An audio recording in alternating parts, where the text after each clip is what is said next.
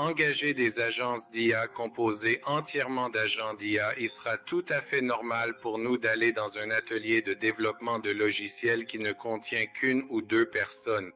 Par exemple, ce laboratoire d'IA appelé Cognition a récemment publié le premier ingénieur logiciel d'IA nommé Devin qui surpasse tout ce que nous avons jamais vu sur le benchmark SWE. Il peut littéralement entraîner sa propre IA, apprendre des technologies familières, contribuer à des dépôts de production et même effectuer des activités secondaires. Mais ce que beaucoup de gens ne réalisent pas, c'est que cette comparaison sur leur tableau est faite entre des modèles de langage de style standard comme Caillot ou GPT-4, alors que David Devin, désolé, a accès à des outils supplémentaires comme l'éditeur de code de terminal et même son propre navigateur. Donc, tout cela n'est littéralement qu'un LLM intelligemment incité avec un tas d'outils et ce laboratoire a déjà obtenu plus de 20 millions de dollars de financement. Personnellement, je ne crois pas qu'ils aillent dans la bonne direction et j'expliquerai exactement pourquoi plus tard. Mais ce que cela montre vraiment, c'est que nous ne faisons qu'effleurer la surface de ce qui est possible ici. Dans cette vidéo, je vais donc partager avec vous toute mon expérience dans le développement de systèmes d'agents d'IA personnalisés pour des entreprises de toute taille, allant des petites entreprises de 5 à 10 employés aux entreprises de 30 000 personnes. En fait, à la fin de cette vidéo, vous serez en mesure de créer votre propre agence de marketing des médias sociaux entièrement fonctionnelle qui générera du texte publicitaire, créera des images publicitaires avec DALL-E et les publiera de manière fiable sur Facebook. Le plan de match. Commencez par une vue d'ensemble de ce nouveau rôle de développeur d'agent IA et de ce qu'il implique. Ensuite, nous allons découvrir ce que sont vraiment les agents d'IA. Après cela, nous ferons un tour d'horizon des frameworks d'agents d'IA les plus populaires à votre disposition. Ensuite, un processus complet. J'aime tout mon processus, du début à la fin. Installez-vous confortablement et plongeons. Tout d'abord, permettez-moi de définir ce nouveau rôle de développeur d'agent d'IA et pourquoi je pense qu'il s'agira de l'une des compétences les plus demandées en 2024. Eh bien, de nombreuses études et experts de l'industrie prédisent que nous nous dirigeons vers une automatisation complète du travail au cours de la prochaine décennie. Bien que je sois tout à fait d'accord avec cette projection, je ne pense pas qu'il s'agira d'un processus auto-guidé. Au fur et à mesure que les modèles d'IA deviennent de plus en plus intelligents, ils vont certainement acquérir une compréhension plus large du monde. Cependant, que ces données sont rarement rendues publiques, comme nous l'avons vu en 2023, les entreprises ne veulent pas seulement intégrer de grands modèles de langage standard dans leur processus, elles veulent les personnaliser et au moins les enrichir avec leurs propres données personnelles. La raison pour laquelle je pense que les laboratoires comme la Cognition échoueront bientôt est qu'ils manquent de personnalisation. Pour automatiser complètement une entreprise comme Google, vous avez besoin de plus qu'un simple développeur d'IA super intelligent. Nous devons nous assurer que ce développeur a accès à tous les outils, à l'infrastructure et aux connaissances internes nécessaires avant de pouvoir effectuer des tâches. C'est là qu'interviennent les développeurs d'agents d'IA. Ainsi, un développeur d'agents d'IA est quelqu'un qui affine les agents d'IA en fonction des processus métiers internes. En tant que développeur d'agents d'IA, ma principale responsabilité est de doter l'IA de toutes les ressources nécessaires, puis de m'assurer qu'elle sait comment et quand les utiliser en production. Les principales compétences requises pour un rôle de développeur d'agents d'IA peuvent varier considérablement d'un projet à l'autre. Ce sujet mérite sa propre vidéo à part entière, donc si vous êtes intéressé, n'hésitez pas à me le faire savoir dans les commentaires. Bientôt, je vous expliquerai exactement comment accomplir tout cela, mais pour l'instant, nous devons comprendre ce que sont vraiment les agents d'IA. Beaucoup de gens disent que les agents d'IA ne sont que des instructions, des connaissances et des actions, et c'est en quelque sorte vrai, mais ce n'est pas exactement ce que sont les agents d'IA. C'est ainsi que nous fabriquons des agents d'IA. En fait, les agents d'IA sont bien plus que cela.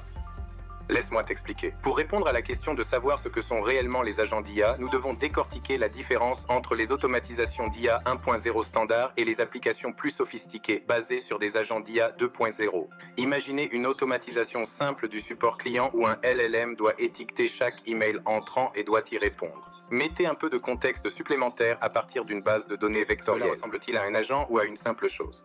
L'automatisation de l'IA, vous avez peut-être remarqué qu'elle ne ressemble pas tout à fait à celle d'un agent de votre base de données vectorielle. Il a des instructions sur la façon de répondre et il effectue en action l'attachement d'une distinction réside dans le fait que j'ai dit qu'il doit générer un label et doit répondre à chaque email. Vous voyez, la différence fondamentale entre les automatisations et les agents est que les agents possèdent des capacités de prise de décision. Ainsi, dans les automatisations d'IA 1.0, Chaque procédure telle que la récupération de contexte, la génération de réponses et l'étiquetage est codée en dur dans la logique back-end. Cela signifie qu'il ne peut littéralement pas s'écarter de cette logique quoi qu'il arrive. Soit l'automatisation est chargée de répondre aux emails, elle ne peut pas négliger d'y répondre. Et bien que cette rigidité fonctionne bien pour certains cas d'utilisation, elle échoue complètement dès que des circonstances inattendues surviennent. Imaginez par exemple que votre boîte aux lettres de support client reçoive une demande concernant un partenariat potentiel avec votre plateforme. Si ce scénario n'était pas pris en compte dans une automatisation de l'IA 1.0, elle le traiterait comme n'importe quelle autre demande d'assistance, ce qui pourrait entraîner une opportunité manquée. Au contraire, les applications basées sur des agents d'IA 2.0 ont une approche différente. Bien qu'ils fournissent toujours à l'agent d'IA les outils, le contexte et les instructions nécessaires, ils accordent à l'agent l'autonomie nécessaire pour utiliser ces outils par lui-même. Au lieu d'envoyer à vos contacts une invite à chaque demande, vous permettez à l'agent de ne la récupérer qu'en cas de besoin. Cette flexibilité signifie que l'agent s'adapte en conséquence. Ainsi, dans notre exemple précédent, l'agent reconnaîtrait qu'il traite une demande en dehors de son expertise. Puis, il pourrait utiliser d'autres outils disponibles si possible. Par exemple, il peut contacter votre agent d'assistance humain ou envoyer une notification dans Slack. Dans l'ensemble, ce que sont vraiment les agents d'IA est une nouvelle façon de penser.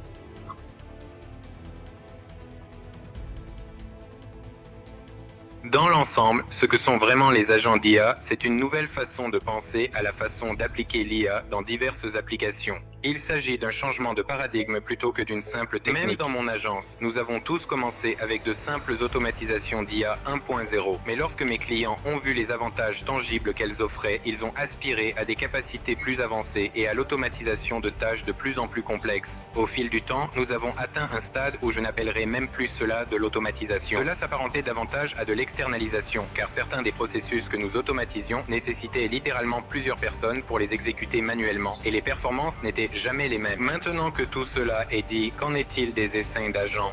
Pour vraiment comprendre le concept d'essaim d'agent, il est crucial de comprendre que toute intelligence dépend de l'environnement. Par exemple, j'excelle peut-être en programmation, mais je suis complètement perdu en cuisine. Je ne tiendrai pas une journée en tant que cuisinier, même dans un McDonald's. Je mange essentiellement de la viande et rien d'autre. Cela s'applique aussi bien aux agents d'IA qu'à vos propres employés. Vous pouvez attribuer 10 rôles différents, même à la personne la plus intelligente du monde. De même lorsque nous atteindrons GPT 100, je ne recommanderais toujours pas d'attribuer autant de responsabilités différentes à un seul agent. Tout d'abord, en supprimant tous ces contacts inutiles pour un processus donné, vous économisez simplement des jetons. Et deuxièmement, même si GPT-100 ne serait pas confus dans la gestion de 10 rôles différents, les utilisateurs d'un tel système le feraient certainement. Ainsi, ce que les agents forment vous permet de faire en tant que responsabilité distincte pour différents environnements, tout comme dans les organisations du monde réel. Il en résulte 3 principaux. Premièrement, il réduit considérablement les hallucinations. J'ai constaté qu'après avoir ajouté 7 à 10 outils à un seul agent GPT-4, cela commence à devenir confus. Mais lorsque vous divisez ces outils en plusieurs agents, vous éradiquez presque complètement ce problème. Deuxièmement, vous pouvez externaliser des tâches beaucoup plus complexes, car plus la séquence de vos agents est longue, plus ils peuvent gérer de tâches sans supervision directe. Et enfin, cela rend l'ensemble du système beaucoup plus facile à mettre à l'échelle. En effet, la plupart de mes clients ne s'arrêtent pas à une seule intégration d'agents d'IA et essaient souvent d'automatiser des processus de plus en plus complexes au fil du temps. Ainsi, lorsque le besoin s'en fait sentir, au lieu d'ajuster votre système existant puis de le déboguer à nouveau, vous pouvez simplement ajouter un autre agent et laisser tous les agents précédents tels quels. En fait, ce dernier problème avec la mise à l'échelle l'est. Appelé Autogène par Microsoft, la principale caractéristique de l'autogène est les graphiques multi-agents. Il a été développé comme une expérience de recherche et était assez révolutionnaire à l'époque. Cependant, le problème avec l'autogène est qu'il a des modèles de conversation extrêmement limités qui sont très difficiles à personnaliser. Si vous regardez son code dans Autogène, le locuteur suivant est déterminé avec un appel supplémentaire au modèle qui émule le jeu de rôle entre les agents. Permettez-moi de vous le lire. Lisez la conversation ci-dessus, puis sélectionnez l'intervenant suivant parmi les noms d'agents uniquement pour renvoyer le rôle. Je veux dire, non seulement c'est extrêmement inefficace, mais cela rend également l'ensemble du système absolument incontrôlable. Beaucoup de gens rapportent que les agents hallucinent constamment parce qu'il n'y a pas de séparation claire des préoccupations lorsqu'il s'agit de l'exécution de la piscine. Un agent peut écrire le code, mais comme il doit être exécuté par un proxy utilisateur ou un autre agent, il en résulte souvent des hallucinations, ce qui est un énorme problème en production. Le prochain framework qui a récemment attiré une tonne d'attention s'appelle l'IA d'équipage. Wolf AI a été développé dans le cadre d'un projet parallèle et introduit le concept de processus dans la communication des agents. Cela donne un semblant de contrôle sur le flux de communication. Cependant, tout comme un autogène, les flux de conversation sont extrêmement limités, n'offrant que des options séquentielles ou hiérarchiques. Dans le processus séquentiel, en gros, tous vos agents communiquent entre eux un par un, et dans le processus hiérarchique, il y a un agent gestionnaire qui communique avec tous les autres. De toute évidence, ce n'est pas ainsi que les vraies organisations sont structurées. Pouvez-vous imaginer PCHI Standard instruire manuellement un testeur d'assurance qualité qui a testé ce nouvel écran de connexion étonnant?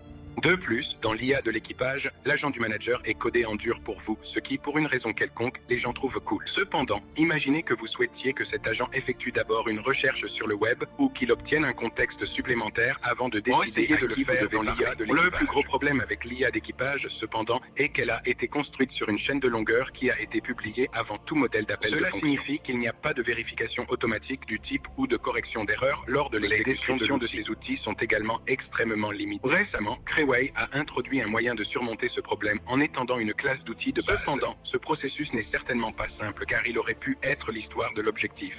Le rôle et les tâches que vous devez définir lors de la création de votre équipe ne sont que des modèles d'invite qui vous enlèvent également le contrôle.